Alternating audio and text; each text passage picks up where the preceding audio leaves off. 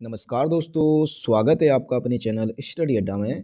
तो दोस्तों, जैसा कि आप सभी को अच्छे से ज्ञात है कि वर्तमान समय के अंदर उत्तराखंड में जो प्राथमिक शिक्षक भर्ती है वह जोरों शोरों से चली हुई है और काफ़ी चर्चा में ये है। आजकल आपने देख लिया होगा कि जो मेरी वीडियो है वो कट ऑफ को लेकर इस पर अभी तक नहीं आई थी और इस वीडियो में मैं आपको यह बताने वाला हूँ कि आपकी जो कट ऑफ है वो कितनी रहने वाली है। और ये जो डाटा है, मैंने लगभग 6000 प्लस जो बच्चे हैं उनका डाटा एनालिसिस किया है और एनालिसिस करने में देखो मुझे काफ़ी टाइम लग गया था। आप सभी को पता है कि प्रत्यावेदन लिस्ट को आए हुए कई दिन बीत चुके हैं, परंतु मेरी वीडियो नहीं आई थी। तो कारण उसका यही था कि मैं क्या कर रहा था, ये जो डाटा यहाँ पर दे रखा है इस सारे के सारे डाटा का एनालिसिस कर रहा था और मेरा एनालिसिस अब कंप्लीट हो चुका है। तब जाकर ये मैं वीडियो आपके सामने लेकर आया हूँ। अब इस वीडियो में आप ये देखेंगे कि कहीं जो आपकी कट ऑफ है कहीं तो बहुत ज़्यादा रहने वाली है और कहीं कहीं पर ऐसी कट ऑफ है कि आपकी जो कट ऑफ है बहुत ही ज़्यादा कम रहने वाली है। यानी कि हम कुल मिला के ये कह सकते हैं कि कहीं पर तो बच्चा 79 नंबर लाकर सेफ नहीं दिख रहा है और कहीं पर बच्चा अगर 62 प्लस भी नंबर ले आता है तो भी वो सेफ रह रहा है। तो इतना अंतर कहाँ कहाँ देखने को मिल रहा है, ये सारी की सारी चीज़ें मैं आपको इस वीडियो में बताऊंगा। आपने क्या करना है, सिर्फ आपका जो नंबर है वो आएगा या नहीं आएगा, इस वीडियो के माध्यम से आपको लगभग 80% बिल्कुल सटीक जानकारी लग जाएगी कि आपका नंबर आएगा या नहीं आएगा। हालांकि 100% यहाँ पर कुछ भी नहीं है, क्योंकि कुछ चीज़ें एक्सपेक्टेशन के बेस पे बनाई जाती है कि ऐसा अगर होगा तो इतनी कट ऑफ जाएगी, अगर ऐसा नहीं हुआ तो भाई कट ऑफ क्या है, और भी कम या और भी ज़्यादा भी रह सकती है। ठीक हो गया ना। अब आपके जितने भी डाउट बन रहे थे, जितने भी सवाल थे, इस वीडियो के माध्यम से सभी के जवाब आपको दिए जाएंगे। तो वीडियो में अंत तक जरूर बने रहना। वीडियो अगर आपको पसंद आए तो वीडियो को लाइक कर देना, अपने दोस्तों को शेयर कर देना और अगर आप चैनल पर नए हैं तो चैनल को सब्सक्राइब कर लेना। तो स्टार्ट कर लेते हैं। तो देखो, सबसे पहले मैं आपको यही बता देता हूँ कि जो मैंने डाटा एनालिसिस किया है वो लगभग 3-4 जिलों की जो प्रत्यावेदन सूची थी उसको एनालिसिस किया था और उसमें लगभग 6000 प्लस जो बच्चे थे उनके डाटा को मैंने निकाला था, तब जाके एनालिसिस किया है। अब मैंने हर वर्ग की बिल्कुल कट ऑफ बता रखी है अलग अलग। जैसे कि यहाँ पर आप देखेंगे, ये सामान्य वर्ग है, ये आर्थिक रूप से कमजोर वर्ग है यानी कि ईडब्ल्यूएस है, या मेल फीमेल, यहाँ पर ओबीसी, यहाँ पर एससी एसटी जनरल, ईडब्ल्यूएस यानी कि ये कला वर्ग के पहले साइंस वाले थे, ये फिर एससी एसटी, यानी कि इस तरह से ये सारा का सारा डाटा मैंने यहाँ पर बना रखा है। अभी देखो, आपने बहुत ध्यान से देखना है। सबसे पहले मैं आपको बताने वाला हूँ कि जो विज्ञान वर्ग है, इस विज्ञान वर्ग में अभ्यर्थियों की संभावित मेरिट कितनी रहने वाली है। और ये जो है विज्ञान वर्ग का सामान्य वर्ग यानी कि जर्नल के अभ्यर्थी हैं। जर्नल के अंदर जो मेल हैं यानी कि पुरुष है, उनमें अगर हम फार्म की संख्या देखते हैं तो एक जिले का लगभग अगर हम एवरेज देखते हैं तो एक जिले में सिर्फ जो जर्नल के मेल हैं वो हैं 315। जबकि सीटें जो है टोटल उत्तराखंड के अंदर अगर हम देखते हैं तो 262 सीटें हैं। हालांकि टोटल जो सीटें हैं जर्नल की वो 749 बैठती हैं। अगर हम इन 749 का हाफ अगर कर लेते हैं और जो भी हाफ इसका निकल कर आएगा उसका अगर हम 30% महिलाओं की सीट को अलग कर देते हैं तब जाकर हमारा ये 262 निकल कर आया है। ठीक है, नहीं तो आप निकाल कर भी देख सकते हैं। तो ये 262 इस तरह से आया है। ठीक है, ये सिर्फ मेल की सीट है और ये 30% जो सीट है वो फीमेल की है। यानी कि इस तरह से अगर आप सोल्व करेंगे तो फीमेल की 30% सीट 112 आ जाएंगी और टोटल में से अगर आप माइनस कर देंगे तो 262 आ जाएंगी। और इतनी ही ये साइंस वर्ग की हैं, 262 सीटें ही आर्ट वर्ग में हैं और आर्ट वर्ग में महिलाओं की भी 112 सीटें हैं। यानी कि इसको इसको इसको इसको जोड़ेंगे तो आप 749 यानी कि 748 निकल कर आ जाएगा। ठीक है, तो इस तरह से ये मैंने डाटा एनालिसिस करके निकाला है। अब यहाँ पर देखो एक एक कि अगर हम सिर्फ मेल की बात करते हैं, विज्ञान वर्ग के अंदर जो मेल हैं सिर्फ उन्होंने एक जिले में एवरेज 315 आवेदन किए हैं। यानी कि टोटल अगर उत्तराखंड की माने तो 315 लोगों ने आवेदन किया हुआ है, जबकि सीटें हैं 262। अब आप इनकी तुलना करेंगे तो इनके कंपैरिजन अगर आप करेंगे तो देखो, कुछ लोगों का जो गुणांक है भाई 80 प्लस भी होगा और कुछ लोगों का गुणांक 70 प्लस भी होगा और कुछ 75 के बीच में भी आ जाएंगे। तो इस तरह से ये सारे लोग होंगे। परंतु जो जर्नल की सीटें होती हैं, जो अन्य कैटेगरी के बच्चे होते हैं, जैसे कि कोई एससी मान लो, एसटी मान लो, ओबीसी मान लो, या कोई पीएच वाला अभ्यर्थी मान लो, तो ये अभ्यर्थी भी क्या होते हैं, सामान्य वर्ग की सीटों को काट सकते हैं यदि इनके जो गुणांक है पहली मेरिट लिस्ट में जो मेल अभ्यर्थी हैं उनसे ज़्यादा आ जाते हैं तब। ठीक हो गया ना। यानी कि ये जो 315 है इसमें जो टॉप अभ्यर्थी होंगे, यानी कि हम यहाँ से कहें कि जो 262 अभ्यर्थी हैं टोटल, इन 262 अभ्यर्थियों में जो टॉप 262 होंगे वो इन सीटों को भर देंगे। हालांकि उनमें से अगर हम मोटा मोटा एक एवरेज निकाल कर कहें तो जो 40% सीटें होती हैं वो अपनी कैटेगरी में भी चले जाते हैं। तो ये सारा का सारा डाटा मैंने एनालिसिस कर दिया है कि कौन सा बच्चा कहाँ पर जाएगा, कौन सा बच्चा कहाँ पर नहीं जाएगा। और साथ साथ में मैंने इसमें जो अपात्र लोग हैं उनको भी माइनस किया हुआ है, अपात्र लोगों को भी माइनस किया हुआ है। और ऐसे अभ्यर्थी जिन्होंने NIOS के माध्यम से DLED किया हुआ है और इस DLED करने से पहले उन्होंने B.Ed किया हुआ है तो उनको भी मैंने बाहर कर दिया है। यानी कि जितने भी अपात्र अभ्यर्थी हैं उन सभी को बाहर करने के बाद ये जो मैंने टोटल ओवरऑल इनकी मेरिट बनाई है, तो यहाँ से आप देखेंगे कि यदि आप विज्ञान वर्ग के अभ्यर्थी हैं, आप जर्नल हैं, सामान्य वर्ग से बिलोंग करते हैं और आप पुरुष हैं यानी कि मेल हैं, तो यहाँ पर आपकी जो कट ऑफ रहने वाली है वो रहेगी आपकी 78+। तो देखो जितना भी मैंने अभी पहले आपको बताया था ना कि जितने भी अपात्र लोग हैं कि कितने लोग जनरल की सीटें काटेंगे, लगभग 40% लोग जनरल की सीटें काटेंगे, बाकी अपनी कैटेगरी में जाएंगे, टॉप वाले बच्चे भी हैं ये। तो इस तरह से सभी को माइनस करने के बाद यदि आपके नंबर मेल में ओपन कैटेगरी में 78+ बनते हैं तो आपके सिलेक्शन होने के चांसेस लगभग 80% है। ठीक हो गया ना, 100% कुछ भी नहीं होता है। दूसरा, महिला की अगर हम बात करते हैं तो देखिए महिलाओं की संख्या अगर हम यहाँ देखें तो टोटल मेल जनरल के 315 थे, फीमेल है 565। और फीमेल में भी अगर हम देखते हैं तो यहाँ सीटें 262 थी और यहाँ है मात्र 112, जिसकी वजह से कुछ जो सीटें हैं वो मेल की संख्याओं को भी काटेंगी। हालांकि अगर हम इन 315 के एक एवरेज निकालते तो इनकी जो मेरिट थी लगभग 77 जा सकती थी, परंतु 77 नहीं जाएगी क्योंकि जो महिलाएं हैं ना भाई ये ज़्यादा हैं, तो ये क्या है इसको बैलेंस कर देंगे, यानी कि इससे ऊपर आ जाएंगे, जिसकी वजह से ये क्या है जो महिलाओं की मेरिट है वो भी लगभग 78+ ही जाएगी। यानी कि आप जनरल कैटेगरी से बिलोंग करते हैं, आप मेल हैं या फीमेल हैं और आपका गुणांक अगर 78+ है मेल और फीमेल दोनों में, तो आपके सिलेक्शन के चांसेस लगभग 80% है। यदि आपके नंबर इससे कम है तो आपके सिलेक्शन ना होने के चांसेस भी 80% है। ठीक हो गया ना, ये बिल्कुल ध्यान रख लेना। 80% नहीं, मैं तो इतना कहूँगा कि अगर इससे आपका कम है तो लगभग 98% आपके सिलेक्शन ना होने के चांस हैं और होने के चांस मात्र 2% रहेंगे। इतनी चीज़ें मैं आपको क्लियर कर देता हूँ। उम्मीद है ये चीज़ आपको समझ में आ गई होगी। हालांकि देखो इस स्लाइड में हमें काफ़ी टाइम लग गया है क्योंकि इसमें बहुत सारी चीज़ें बताई हैं। इसी तरह से जैसे हमने ये कहा है ना कि इस तरह से इनको बैलेंस किया गया, इसी तरह से हर किसी में बैलेंस किया गया है, तो दूसरी स्लाइडों में ज़्यादा टाइम नहीं लगेगा, आप आसानी से समझ जाएंगे। तो सामान्य वर्ग के अभ्यर्थी अच्छे से समझ गए होंगे, मेल हो या फीमेल हो, अगर 78+ आपका गुणांक है तो आप अपने आप को मान सकते हो कि आपका 80% नंबर आ सकता है। अब हम बात कर लेते हैं विज्ञान वर्ग के अंदर ही जो आर्थिक रूप से कमजोर वर्ग है यानी कि EWS है। तो EWS वाले अभ्यर्थी जो विज्ञान वर्ग से बिलोंग करते हैं उसमें जो मेल की कट ऑफ है, हालांकि देखो फीमेल की देखते हैं, मेल की जो संख्या है वो 95 और सीट 46 है। कैसे आई है, पहली वाली स्लाइड में हमने बता दिया है, सभी को ऐसे हमने किया है। 30% महिलाओं के लिए कट की है। महिलाओं की अगर सीट देखते हैं तो भी 60 तो अभ्यर्थी हैं EWS वाले और 19 सीटें हैं। तो इस तरह से इनका ओवरऑल हमने जो कंपैरिजन करके निकाला है, तो देखो यहाँ पर महिलाओं की संख्या अभी ये पुरुषों की संख्या से थोड़ी कम है, तो जिसकी वजह से इसकी जो कट ऑफ थी थोड़ी कम चली जाती, परंतु यहाँ पर पुरुष थोड़े से ज़्यादा थे, तो जिसकी वजह से नॉर्मली अगर हम यहाँ देखते हैं तो आप देखेंगे तो देखो यहाँ 19 सीटें हैं, यहाँ 46 है, यानी कि दुगनी से भी ज़्यादा सीटें हैं। तो जिसकी वजह से जो महिलाओं की जो कट ऑफ है यहाँ पर लगभग 74+ जाने की पूरी उम्मीद है कि यदि आपके मार्क्स 74+ है तो आप यहाँ पर सिलेक्शन होने के चांसेस 80% रहेंगे और मेल के अंदर 75+। अगर आपके नंबर भाई इससे कम है तो आप उम्मीद नहीं भी रख सकते हैं। यदि आपके इससे नंबर ऊपर हैं तो आप 80% उम्मीद रख सकते हैं, 100% नहीं। ठीक हो गया। दूसरी देख लेते हैं। अब आ जाता है विज्ञान वर्ग के अंदर ही OBC अभ्यर्थी। तो OBC में अगर हम पुरुष अभ्यर्थी देखेंगे तो भी 350 अभ्यर्थियों ने फॉर्म भरा है, 51 पुरुषों की सीटें हैं। इसके हिसाब से अगर हम देखते हैं और महिलाओं को देखो 245 अभ्यर्थियों ने फॉर्म भरा है, 22 सीटें हैं। तो यहाँ देखो 22 के कई गुना है, यहाँ पर भी और सीटें इसकी तुलना में बहुत ज़्यादा कम है, आधी से भी कम है, जिसकी वजह से यहाँ की जो कट ऑफ हो जाती है ये भी काफ़ी हाई हो जाती है। यानी कि महिलाओं की अगर हम कट ऑफ देखेंगे तो 77+ चली जाएगी और पुरुषों की अगर मैं कट ऑफ बताऊँ तो भाई साहब 78+ जाने वाली है। अब आप कहोगे कि सर 78 तो आपने जर्नल की भी बताई थी, बिल्कुल सही भाई, जर्नल की भी इतनी ही कट ऑफ रहेगी, ठीक है ना। तो भाई जर्नल की जो कट ऑफ है वो भी इतनी ही रहने वाली है, तो आपने टेंशन नहीं लेनी है, क्योंकि भाई जनरल और ओबीसी अभ्यर्थियों की संख्या ज़्यादा है जबकि जनरल वालों की कम है, जिसकी वजह से ये जो ओबीसी वाले अभ्यर्थी हैं जनरल सीट पर जाएंगे और इसी के कारण जनरल और ओबीसी की जो कट ऑफ है लगभग सेम रहने वाली है। ठीक हो गया। अगली हम देख लेते हैं अब एससी।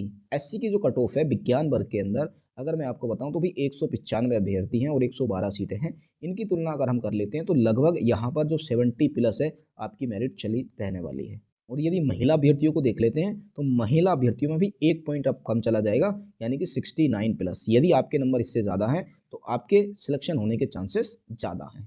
ठीक है। दूसरा अगर हम देख लेते हैं एसटी। एसटी के अंदर अगर हम देखते हैं तो देखिए 15 अभ्यर्थियों ने अप्लाई किया है और 27 सीटें हैं। तो इसका मतलब तो ये है कि यहाँ पर 100% आपका सिलेक्शन हो जाएगा, आपका कितना भी गुणांक है तो। मैंने देखो हालांकि जब इसको चेक किया तो जो लास्ट बच्चा था 61.20 उसका गुणांक था, तो इसका मतलब मैं यही कह सकता हूँ कि जो एसटी मेल की कट ऑफ है वो 61.20 जाएगी, परंतु ऐसा नहीं रहने वाला है, क्योंकि यहाँ पर अगर हम देखते हैं तो 19 अभ्यर्थी फीमेल हैं और 12 इनकी सीटें हैं। तो पहले तो भाई ये सीटें भर देंगे, बाकी जो 7 अभ्यर्थी बचेंगे अगर इनके नंबर इनसे ज़्यादा हैं तो ये इनकी सीट को कट कर देंगे, जिसकी वजह से इन दोनों की जो एवरेज निकल कर आ जाएगी वो आ जाएगी 62 प्लस। तो एसटी कैटेगरी में अगर आप हैं और विज्ञान वर्ग से बिलोंग करते हैं और आपके नंबर 62 प्लस हैं तो आपके सिलेक्शन होने के चांसेस बहुत ज़्यादा रहने वाले हैं। ठीक हो गया। तो देखो विज्ञान वर्ग की तो हमने बात कर ली है, अब हम कर लेते हैं कला वर्ग की बात। तो कला वर्ग अभ्यर्थियों की संभावित जो मेरिट रहने वाली है वो कितनी रहनी है। देखिए कला वर्ग में आपका अगर सामान्य कैटेगरी है यानी कि जनरल कैटेगरी से आप बिलोंग करते हैं तो यहाँ पर जो पुरुष हैं यानी कि मेल हैं इनकी कट ऑफ कितनी रहेगी। तो देखो सेम जिस तरह से मैंने अभी पहले स्लाइड में साइंस वाली में बताया था ना किस तरह से सीटों का बंटवारा क्या है, तो सेम बंटवारा मैंने यहाँ पर भी किया हुआ है फुल सीटों के हिसाब से। तो 243 जनरल अभ्यर्थी हैं और 262 इनकी सीटें हैं। तो हालांकि यहाँ देखते हैं तो भी सीटें ज़्यादा है अभ्यर्थी कम है, परंतु ये जो जनरल वाली सीटें होती है ना इनको दूसरी कैटेगरी के बच्चे भी काट देते हैं, जिसकी वजह से इसकी जो कट ऑफ है वो लगभग 76 प्लस चली जाएगी। यानी कि मेल में अगर आपका गुणांक 76 प्लस है तो आपका सिलेक्शन हो जाएगा। यदि हम महिला की बात कर लेते हैं तो देखो 758 फार्म है और 112 सीटें हैं, तो यहाँ देखो इससे कई गुना ज़्यादा है और ये इससे कम है, यानी कि अभ्यर्थी ज़्यादा हैं सीटें कम हैं, जिसकी वजह से इनकी जो मेरिट है ओवरऑल अगर हम देखते तो लगभग 78 प्लस जाती। परंतु ये जो महिलाएं हैं ना कुछ पुरुषों से इनके ज़्यादा नंबर होंगे, जिसकी वजह से ये वहाँ पर चली जाएंगी, तो इनकी मेरिट भी लगभग 76 प्लस चली जाएगी, यानी कि ये एवरेज कर देंगे 76 प्लस। तो जनरल कैटेगरी के अंदर यदि आपका गुणांक 76 प्लस है मेल और फीमेल दोनों में तो आपके सिलेक्शन होने के चांसेस बहुत ज़्यादा हैं। दूसरा अब हम देख लेते हैं कि यदि आप कला वर्ग के अंदर ही ईडब्ल्यूएस कैटेगरी से बिलोंग करते हैं तो आपकी जो कट ऑफ रहने वाली है मेल यानी कि पुरुष की वो 112 देखो अप्लाई किया है लोगों ने और 46 यहाँ पर सीटें हैं, जिसकी वजह से अगर हम देखते हैं और यहाँ देखो 102 लोगों ने अप्लाई किया है 19 सीटें हैं। अब इन दोनों को भी बैलेंस करने के बाद अभी देखो पुरुषों की अगर हम तुलना करें ना, पुरुषों और महिलाओं की दोनों को हमने बैलेंस करने के बाद जो कट ऑफ निकाली है दोनों की कंबाइंड रूप में 74 प्लस निकली है। ठीक है, यहाँ पर बैलेंसिंग बन गई है जिसकी वजह से 74 इनकी कट ऑफ बनी है कि यदि आपका ईडब्ल्यूएस कैटेगरी के अंदर 74 प्लस मार्क्स हैं तो आपका सिलेक्शन होने के चांसेस बहुत ज़्यादा हो जाएंगे। दूसरी अब हम बात कर लेते हैं ओबीसी कैटेगरी की कि कला वर्ग के अंदर यदि आप ओबीसी कैटेगरी से बिलोंग करते हैं तो यहाँ पर अगर आप देखेंगे पुरुष 406 हैं 51 सीटें हैं, महिला 557 है और 22 सीटें हैं ओबीसी कैटेगरी के अंदर। तो यहाँ पर क्या है देखो भाई बहुत ज़्यादा कट ऑफ रहने के चांसेस हैं, महिलाओं की बहुत ज़्यादा रहेगी। अगर नॉर्मली जो महिलाएं हैं सिर्फ महिलाओं की सीट पे जाती है ना तो इनकी कट ऑफ मैं इतना ज़रूर कह सकता हूँ कि लगभग 79 के आसपास रहेगी। परंतु यहाँ पर जो महिलाएं हैं वो पुरुषों से अगर ज़्यादा नंबर होंगे तो उनकी सीट पर ट्रांसफ़र हो जाएंगे, जिसकी वजह से यहाँ पर एक बैलेंस टाइप का बन जाएगा। और जब बैलेंस टाइप का बन जाएगा तो यहाँ पर आप देखेंगे 76 प्लस इनकी मेरिट रहने वाली है।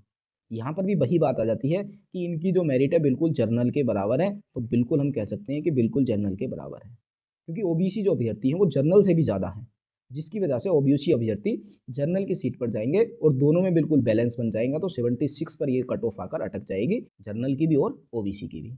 उम्मीद है आप अच्छे से समझ गए होंगे। ठीक है, अब हम दूसरी बात कर लेते हैं अनुसूचित जाति यानी कि एससी। यदि आप कला वर्ग से बिलोंग करते हैं और एससी आपकी कैटेगरी है तो यहाँ पर आप मेल अभ्यर्थी देखेंगे 608 हैं और 112 सीटें हैं और महिला 743 हैं और 48 सीटें हैं।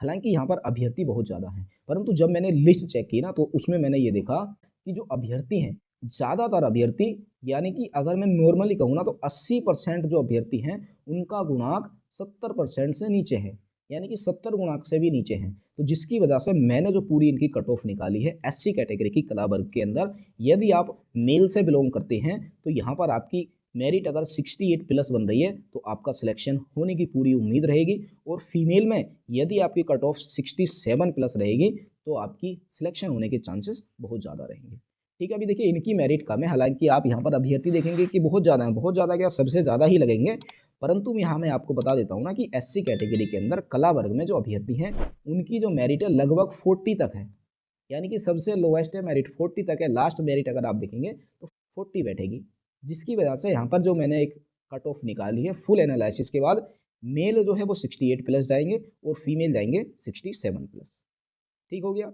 दूसरा अब हम बात कर लेते हैं एसटी यानी कि अनुसूचित जाति की महिलाओं की। तो देखो कला वर्ग में तो अभ्यर्थी क्या है, ज़्यादा हैं। देखो यहाँ पर 75 हैं, 27 सीटें हैं, महिला 149 हैं, 12 सीटें हैं, परंतु साइंस वर्ग के अंदर बहुत कम थी। तो साइंस वर्ग में मैंने आपको बता दिया था ना कि 62 प्लस चली जाएगी, और यदि पुरुष अपनी ही सीटों पर जाते हैं तो पुरुष का अगर लास्ट पुरुष का 61.20 था उसका भी सिलेक्शन हो जाता, परंतु यदि बैलेंसिंग हो जाती है दोनों में तो 62 वहाँ पर कट ऑफ रहेगी, यानी कि इसका नंबर नहीं आएगा। अगर बैलेंसिंग नहीं होती है तो इसका भी नंबर आने की पूरी संभावना रहेगी, पूरी क्या आ ही जाएगा, क्योंकि इतने पुरुष अभ्यर्थी नहीं हैं। परंतु यहाँ पर अभ्यर्थियों की संख्या ज़्यादा है और सीटों की संख्या कम है, जिसकी वजह से यहाँ पर जो कट ऑफ रहने वाली है, अगर मैं पुरुषों की बात करूँ तो पुरुषों की जो कट ऑफ रहने वाली है लगभग 74 प्लस रहने वाली है, यानी कि अच्छी खासी कट ऑफ है। और ये कट ऑफ अगर आप देखेंगे ना तो EWS के बराबर है, सेम टू सेम EWS है।